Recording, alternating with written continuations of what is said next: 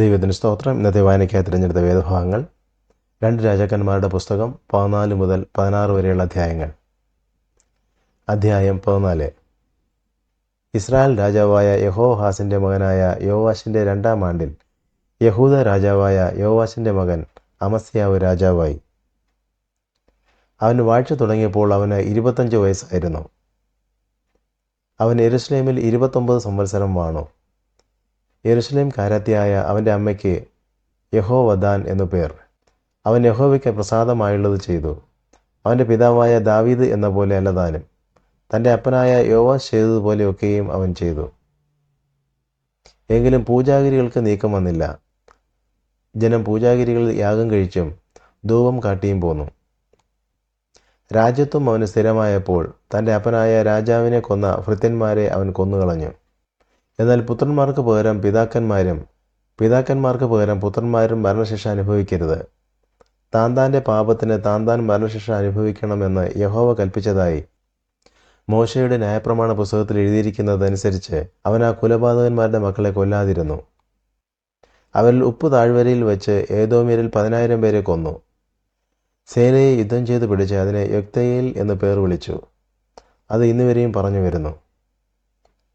അക്കാലത്ത് അമസ്യാവ് യേഹൂവിൻ്റെ മകനായ യഹോവാസിൻ്റെ മകൻ യോവാശ് എന്ന ഇസ്രായേൽ രാജാവിൻ്റെ അടുക്കൽ ദൂതന്മാരെ അയച്ചു, വരിക, നാം തമ്മിൽ ഒന്ന് നോക്കുക എന്ന് പറയിച്ചു. അതിന് ഇസ്രായേൽ രാജാവായ യഹോവാശ് യഹൂദ രാജാവായ അമസ്യാവിന് മറുപടി പറയിച്ചത്, ലെബാനോനിലെ മുൾപ്പടർപ്പ് ലെബാനോനിലെ ദേവദാരോട് നിന്റെ മകളെ എൻ്റെ മകന് ഭാര്യയായി തരിക എന്ന് ആളയിച്ചു പറയിച്ചു. എന്നാൽ ലെബനാനിലെ ഒരു കാട്ടുമൃഗം കടന്നുപോകുകയിൽ മുൾപ്പടർപ്പിനെ ചവിട്ടിക്കളഞ്ഞു. ഏദോമ്യര് തോൽപ്പിച്ചതുകൊണ്ട് നീ നിഗളിച്ചിരിക്കുന്നു. പ്രശംസിച്ചുകൊണ്ട് നിന്റെ വീട്ടിൽ ഇരുന്നു കൊള്ളുക. നീയും നിന്നോടുകൂടെ യഹൂദയും വീഴുവാൻ തക്കവണ്ണം അനർത്ഥത്തിൽ ചെന്ന് ചാടുന്നത് എന്തിന്? എന്നാൽ അമസ്യാവ് കേട്ടില്ല. ആകയാൽ ഇസ്രായേൽ രാജാവായ യഹോവാശ് പുറപ്പെട്ടു ചെന്ന് യഹൂദയ്ക്കുള്ള ബേത്ത്ശേമിൽ വെച്ച് അവനും യഹൂദ രാജാവായ അമസ്യാവും തമ്മിൽ നേരിട്ടു. യഹൂദ ഇസ്രായേലിനോട് തോറ്റു ഓരോരുത്തൻ താന്താൻ്റെ കൂടാരത്തിലേക്ക് ഓടിപ്പോയി. അഹസ്യാവിൻ്റെ മകനായ യഹോവാശിൻ്റെ മകൻ അമസ്യാവ് എന്ന യഹൂദ രാജാവിനെ ഇസ്രായേൽ രാജാവായ യഹോവാശ് ബേത്ത്ശേമിൽ വെച്ച് പിടിച്ചിട്ട് യെരുശലേമിലേക്ക് വന്നു. യെരുശലേമിൻ്റെ മതിൽ എഫ്രൈം പടിവാതിൽ മുതൽ കോൺ പടിവാതിൽ വരെ 400 മുഴം ഇടിച്ചു കളഞ്ഞു.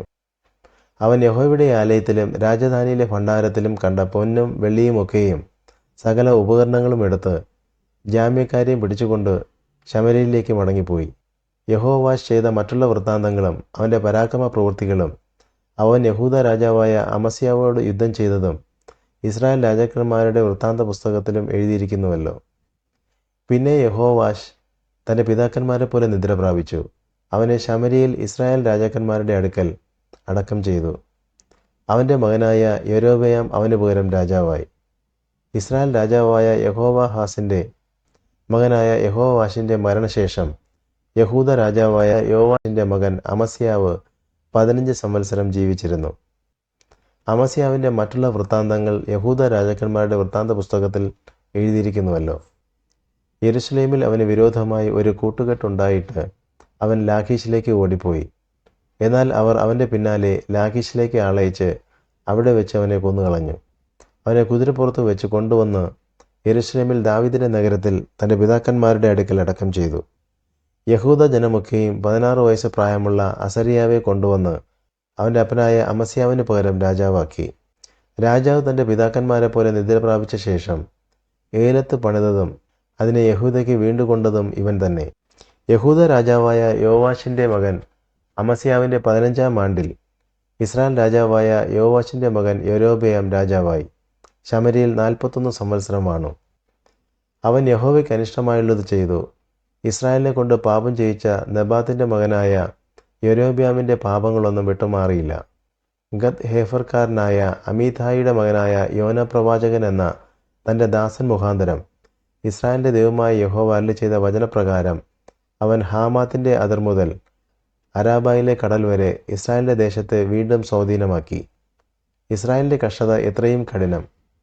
സ്വതന്ത്രനോ അസ്വതന്ത്രനോ ഇല്ല, ഇസ്രായേലിന് സഹായം ചെയ്യുന്നവനുമില്ല എന്ന് യഹോവ കണ്ടിട്ട് ഇസ്രായേലിൻ്റെ പേർ ആകാശത്തിന് കീഴിൽ നിന്ന് മായ്ച്ചു കളയുമെന്ന് യഹോവ അരുളി ചെയ്യാതെ യോവാശിൻ്റെ മകനായ യൊരോബെയാം മുഖാന്തരം അവരെ രക്ഷിച്ചു. യൊരോബെയാമിൻ്റെ മറ്റുള്ള വൃത്താന്തങ്ങളും അവൻ ചെയ്തതൊക്കെയും അവൻ യുദ്ധം ചെയ്തതും യഹൂദയ്ക്ക് ഉണ്ടായിരുന്ന ദമശ്ശേക്കും ഹമാത്തും ഇസ്രായേലിനെ വീണ്ടുകൊണ്ടതിൽ അവൻ കാണിച്ച പരാക്രമവും ഇസ്രായേൽ രാജാക്കന്മാരുടെ വൃത്താന്ത പുസ്തകത്തിൽ എഴുതിയിരിക്കുന്നുവല്ലോ. യൊരോബെയാം ഇസ്രായേൽ രാജാക്കന്മാരായ തൻ്റെ പിതാക്കന്മാരെ പോലെ നിദ്ര പ്രാപിച്ചു. അവൻ്റെ മകനായ സെഖര്യാവ് അവന് പകരം രാജാവായി. അധ്യായം 15. ഇസ്രായേൽ രാജാവായ യൊരോബെയാമിൻ്റെ 27-ാം ആണ്ടിൽ യഹൂദ രാജാവായ അമസ്യാവിൻ്റെ മകൻ അസര്യാവ് രാജാവായി. അവൻ വാഴ്ച തുടങ്ങിയപ്പോൾ അവന് 16 വയസ്സായിരുന്നു. അവൻ 52 സംവത്സരം യെരുശലേമിൽ വാണു. യെരുശലേം കാരത്തിയായ അവൻ്റെ അമ്മയ്ക്ക് യെഖോല്യ എന്നു പേർ. അവൻ തൻ്റെ അപ്പനായ അമസ്യാവ് ചെയ്തതുപോലെയൊക്കെയും യഹോവയ്ക്ക് പ്രസാദമായുള്ളത് ചെയ്തു. എങ്കിലും പൂജാഗിരികൾക്ക് നീക്കം വന്നില്ല. ജനം പൂജാഗിരികൾ യാഗം കഴിച്ചും ധൂപം കാട്ടിയും പോന്നു.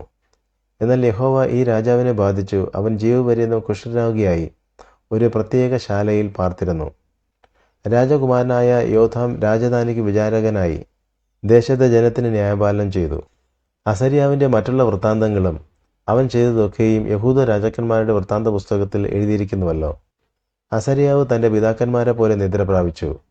അവർ അവനെ ദാവീദിൻ്റെ നഗരത്തിൽ അവൻ്റെ പിതാക്കന്മാരുടെ അടുക്കൽ അടക്കം ചെയ്തു. അവൻ്റെ മകനായ യോഥാം അവന് പകരം രാജാവായി. യഹൂദ രാജാവായ അസര്യാവിൻ്റെ 38-ാം ആണ്ടിൽ യൊരോബെയാമിൻ്റെ മകനായ സെഖര്യാവ് ഇസ്രായേലിന് രാജാവായി ശമര്യയിൽ 6 മാസം വാണു. അവൻ തൻ്റെ പിതാക്കന്മാരെ പോലെ യഹോവയ്ക്ക് അനിഷ്ടമായുള്ളത് ചെയ്തു. ഇസ്രായേലിനെ കൊണ്ട് പാപം ചെയ്യിച്ച നെബാത്തിൻ്റെ മകനായ യൊരോബെയാമിൻ്റെ പാപങ്ങളെ വിട്ടുമാറിയില്ല. യാബേഷിൻ്റെ മകനായ ശല്ലൂം അവൻ്റെ നേരെ കൂട്ടുകെട്ടുണ്ടാക്കി ജനത്തിൻ്റെ മുമ്പിൽ വെച്ച് അവനെ വെട്ടിക്കൊന്ന് അവന് പകരം രാജാവായി. സെഖര്യാവിൻ്റെ മറ്റുള്ള വൃത്താന്തങ്ങൾ ഇസ്രായേൽ രാജാക്കന്മാരുടെ വൃത്താന്ത പുസ്തകത്തിൽ എഴുതിയിരിക്കുന്നുവല്ലോ. യഹോവ യേഹൂവിനോട്, നിന്റെ പുത്രന്മാർ 4-ാം തലമുറ വരെ ഇസ്രായേലിൻ്റെ സിംഹാസനത്തിൽ ഇരിക്കുമെന്ന് അരുളി ചെയ്ത വചനം ഇതാകുന്നു. അങ്ങനെ തന്നെ സംഭവിച്ചു. യഹൂദ രാജാവായ ഉസിയാവിൻ്റെ 39-ാം ആണ്ടിൽ യാബേഷിൻ്റെ മകനായ ശല്ലൂം രാജാവായി ശമര്യയിൽ 1 മാസം വാണു. എന്നാൽ ഗാദിയുടെ മകനായ മനഹേം തിസയിൽ നിന്ന് പുറപ്പെട്ട് ശമര്യയിൽ വന്നു. യബ്ബേഷിൻ്റെ മകനായ ശല്ലൂമിനെ ശമര്യയിൽ വെച്ച് വെട്ടിക്കൊന്ന് അവന് പകരം രാജാവായി. ശല്ലൂമിൻ്റെ മറ്റുള്ള വൃത്താന്തങ്ങളും അവനുണ്ടാക്കിയ കൂട്ടുകെട്ടും ഇസ്രായേൽ രാജാക്കന്മാരുടെ വൃത്താന്ത പുസ്തകത്തിൽ എഴുതിയിരിക്കുന്നുവല്ലോ. മെനഹേം തിപ്സഹും അതിലുള്ള സകലവും തിർസ തൊട്ട് അതിന് ചേർന്ന പ്രദേശങ്ങളും ശൂന്യമാക്കി. അവർ പട്ടണവാതിൽ തുറന്നു കൊടുക്കായികയാൽ അവൻ അതിനെ ശൂന്യമാക്കുകയും അതിലെ ഗർഭിണികളൊക്കെയും പിളർന്നു കളയുകയും ചെയ്തു. യഹൂദ രാജാവായ അസര്യാവിൻ്റെ 39-ാം ആണ്ടിൽ ഗാദിയുടെ മകൻ മനഹേം ഇസ്രായേലിന് രാജാവായി ശമര്യയിൽ 10 സംവത്സരം വാണു. അവൻ യഹോവയ്ക്ക് അനിഷ്ടമായുള്ളത് ചെയ്തു. ഇസ്രായേലിനെ കൊണ്ട് പാപം ചെയ്യിച്ച നെബാത്തിൻ്റെ മകനായ യൊരോബെയാമിൻ്റെ പാപങ്ങളെ ജീവപര്യന്തം വിട്ടുമാറിയതുമില്ല. അശൂർ രാജാവായ പൂൽ ദേശത്തെ ആക്രമിച്ചു. പൂൽ തന്നെ സഹായിക്കേണ്ട രാജ്യത്വം തനിക്ക് ഉറക്കേണ്ടതിനുമായി മനഹേം അവന് 1000 താലന്ത് വെള്ളി കൊടുത്തു. അശൂർ രാജാവിന് കൊടുപ്പാൻ മനഹേം ഈ ദ്രവ്യം ഇസ്രായേലിലെ ധനവാന്മാരോടൊക്കെയും 50 ശേക്കൽ വെള്ളി വീതം പിരിപ്പിച്ചു. അങ്ങനെ അശൂർ രാജാവ് ദേശത്ത് താമസിക്കാതെ മടങ്ങിപ്പോയി. മനഹേമിൻ്റെ മറ്റുള്ള വൃത്താന്തങ്ങളും അവൻ ചെയ്തതൊക്കെയും ഇസ്രായേൽ രാജാക്കന്മാരുടെ വൃത്താന്ത പുസ്തകത്തിൽ എഴുതിയിരിക്കുന്നുവല്ലോ. മനഹേം തൻ്റെ പിതാക്കന്മാരെ പോലെ നിദ്ര പ്രാപിച്ചു. അവൻ്റെ മകനായ പെക്കഹ്യാവ് അവന് പകരം രാജാവായി. യഹൂദ രാജാവായ അസര്യാവിൻ്റെ 50-ാം ആണ്ടിൽ മനഹേമിൻ്റെ മകനായ പെക്കഹ്യാവ് ഇസ്രായേലിന് രാജാവായി ശമര്യയിൽ 2 സംവത്സരം വാണു. അവൻ യഹോവയ്ക്ക് അനിഷ്ടമായുള്ളത് ചെയ്തു. ഇസ്രായേലിനെ കൊണ്ട് പാപം ചെയ്യിച്ച നെബാത്തിൻ്റെ മകനായ യൊരോബെയാമിൻ്റെ പാപങ്ങളെ വിട്ടുമാറിയതുമില്ല. എന്നാൽ അവൻ്റെ അകമ്പടി നായകനായി രെമല്യാവിൻ്റെ മകനായ പെക്കഹ് അവൻ്റെ നേരെ കൂട്ടുകെട്ടുണ്ടാക്കി. ഗിലെയാദ്യരിൽ 50 പേരെ തുണകൂട്ടി ശമര്യ രാജധാനിയുടെ കോട്ടയിൽ വെച്ച് അവനെ അർഗോബിനോടും അരിയോടും കൂടെ വെട്ടിക്കൊന്ന് അവന് പകരം രാജാവായി. പെക്കഹാവിൻ്റെ മറ്റുള്ള വൃത്താന്തങ്ങളും അവൻ ചെയ്തതൊക്കെയും ഇസ്രായേൽ രാജാക്കന്മാരുടെ വൃത്താന്ത പുസ്തകത്തിൽ എഴുതിയിരിക്കുന്നുവല്ലോ. യഹൂദ രാജാവായ അസര്യാവിൻ്റെ 52-ാം ആണ്ടിൽ രെമല്യാവിൻ്റെ മകനായ പെക്കഹ് ഇസ്രായേലിന് രാജാവായി ശമര്യയിൽ 20 സംവത്സരം വാണു. അവൻ യഹോവയ്ക്ക് അനിഷ്ടമായുള്ളത് ചെയ്തു. ഇസ്രായേലിനെ കൊണ്ട് പാപം ചെയ്യിച്ച നെബാത്തിൻ്റെ മകനായ യൊരോബെയാമിൻ്റെ പാപങ്ങളെ വിട്ടുമാറിയതുമില്ല. ഇസ്രായേൽ രാജാവായ പെക്കഹിൻ്റെ കാലത്ത് അശൂർ രാജാവായ തിഗ്ലത്ത് പിലേസർ വന്ന് ഇയ്യോനും ആബേൽ ബേത്ത് മയാഖയും യാനോവഹ് കേദേശും ഹാസോരും ഗിലെയാദും ഗലീലയും നഫ്താലി ദേശം മുഴുവനും പിടിച്ച് നിവാസികളെ ബദ്ധരാക്കി അശൂരിലേക്ക് കൊണ്ടുപോയി. എന്നാൽ ഏലാവിൻ്റെ മകനായ ഹോഷയാരെ മല്യാവിൻ്റെ മകനായ പെക്കഹിൻ്റെ നേരെ കൂട്ടുകെട്ടുണ്ടാക്കി അവനെ ഉസിയാവിൻ്റെ മകനായ യോഥാമിൻ്റെ 20-ാം ആണ്ടിൽ വെട്ടിക്കൊന്ന് അവന് പകരം രാജാവായി. പെക്കഹിൻ്റെ മറ്റുള്ള വൃത്താന്തങ്ങളും അവൻ ചെയ്തതൊക്കെയും ഇസ്രായേൽ രാജാക്കന്മാരുടെ വൃത്താന്ത പുസ്തകത്തിൽ എഴുതിയിരിക്കുന്നുവല്ലോ. ഇസ്രായേൽ രാജാവായ രെമല്യാവിൻ്റെ മകനായ പെക്കഹിൻ്റെ 2-ാം ആണ്ടിൽ യഹൂദ രാജാവായ ഉസിയാവിൻ്റെ മകൻ യോഥാം രാജാവായി. അവൻ വാഴ്ച തുടങ്ങിയപ്പോൾ അവന് 25 വയസ്സായിരുന്നു. അവൻ യെരൂശലേമിൽ 16 സംവത്സരം വാണു. അവൻ്റെ അമ്മയ്ക്ക് യെശൂര എന്നു പേർ. അവൾ സാദോക്കിൻ്റെ മകളായിരുന്നു. അവൻ യഹോവയ്ക്ക് പ്രസാദമായുള്ളത് ചെയ്തു. തൻ്റെ അപ്പനായ ഉസിയാവ് ചെയ്തതുപോലെ ഒക്കെയും ചെയ്തു. എങ്കിലും പൂജാഗിരികൾക്ക് നീക്കം വന്നില്ല. ജനം പൂജാഗിരികൾ യാഗം കഴിച്ചും ധൂപം കാട്ടിയും പോന്നു. അവൻ യഹോവയുടെ ആലയത്തിൻ്റെ മേലത്തെ വാതിൽ പണിതു. യോദാവിൻ്റെ മറ്റുള്ള വൃത്താന്തങ്ങളും അവൻ ചെയ്തതൊക്കെയും യഹൂദ രാജാക്കന്മാരുടെ വൃത്താന്ത പുസ്തകത്തിൽ എഴുതിയിരിക്കുന്നുവല്ലോ. ആ കാലത്ത് യഹോവ അരാൻ രാജാവായ രസീനെയും രെമല്യാവിൻ്റെ മകനായ പെക്കഹിനെയും യഹൂദയ്ക്ക് നേരെ അയച്ചു തുടങ്ങി. യോദാം തൻ്റെ പിതാക്കന്മാരെ പോലെ നിദ്ര പ്രാപിച്ചു. അവൻ്റെ പിതാവായ ദാവീദിൻ്റെ നഗരത്തിൽ അവൻ്റെ പിതാക്കന്മാരുടെ അടുക്കൽ അവനെ അടക്കം ചെയ്തു. അവൻ്റെ മകനായ ആഹാസ് അവന് പകരം രാജാവായി. അധ്യായം 16. രെമല്യാവിൻ്റെ മകനായ പെക്കഹിൻ്റെ 17-ാം ആണ്ടിൽ യഹൂദ രാജാവായ യോദാമിൻ്റെ മകൻ ആഹാസ് രാജാവായി. ആഹാസ് വാഴ്ച തുടങ്ങിയപ്പോൾ അവന് 20 വയസ്സായിരുന്നു. അവൻ യെരൂശലേമിൽ 16 സംവത്സരം വാണു. തൻ്റെ പിതാവായ ദാവീദ് ചെയ്തതുപോലെ തൻ്റെ ദൈവമായ യഹോവയ്ക്ക് പ്രസാദമായുള്ളത് ചെയ്തില്ല. അവൻ ഇസ്രായേൽ രാജാക്കന്മാരുടെ വഴിയിൽ നടന്നു. യഹോവ ഇസ്രായേൽ മക്കളുടെ മുമ്പിൽ നിന്ന് നീക്കിക്കളഞ്ഞ ജാതികളുടെ മ്ലേച്ഛതകൾക്കൊത്തവണ്ണം തൻ്റെ മകനെ അഗ്നിപ്രവേശവും ചെയ്യിച്ചു. അവൻ പൂജാഗിരികളിലും കുന്നുകളിലും പച്ചവൃക്ഷത്തിന് കീഴിലൊക്കെയും ബലി കഴിച്ചും ധൂപം കാട്ടിയും പോന്നു. അക്കാലത്ത് അരാൻ രാജാവായ രസീനും ഇസ്രായേൽ രാജാവായ രെമല്യാവിൻ്റെ മകൻ പെക്കഹും യെരൂശലേമിന് നേരെ യുദ്ധത്തിന് പുറപ്പെട്ടു വന്ന് ആഹാസിനെ നിരോധിച്ചു. എന്നാൽ അവനെ ജയിപ്പാൻ അവർക്ക് കഴിഞ്ഞില്ല. അന്ന് അരാൻ രാജാവായ രസീൻ ഏലത്ത് വീണ്ടെടുത്തു അരാമിനോട് ചേർത്തു. യഹൂദ രാജാക്കന്മാരെ ഏലത്തിൽ നിന്ന് നീക്കിക്കളഞ്ഞു. അരാമ്യർ ഏലത്തിൽ വന്ന് ഇന്നുവരെയും അവിടെ പാർക്കുന്നു. ആഹാസ് അശൂർ രാജാവായ തിഗ്ലത്ത് പിലേസറിൻ്റെ അടുക്കൽ ദൂതന്മാരെ അയച്ചു. ഞാൻ നിന്റെ ദാസനും നിന്റെ പുത്രനുമാകുന്നു. നീ വന്ന് എന്നോട് എതിർത്തിരിക്കുന്ന അരാൻ രാജാവിൻ്റെ കയ്യിൽ നിന്നും ഇസ്രായേൽ രാജാവിൻ്റെ കയ്യിൽ നിന്നും എന്നെ രക്ഷിക്കണമെന്ന് പറയിച്ചു. അതിനായിട്ട് ആഹാസ് യഹോവയുടെ ആലയത്തിലും രാജധാനിയിലെ ഭണ്ഡാരത്തിലും കണ്ട വെള്ളിയും പൊന്നും എടുത്ത് അശൂർ രാജാവിന് സമ്മാനമായി കൊടുത്തയച്ചു. അശൂർ രാജാവ് അവൻ്റെ അപേക്ഷ കേട്ടു.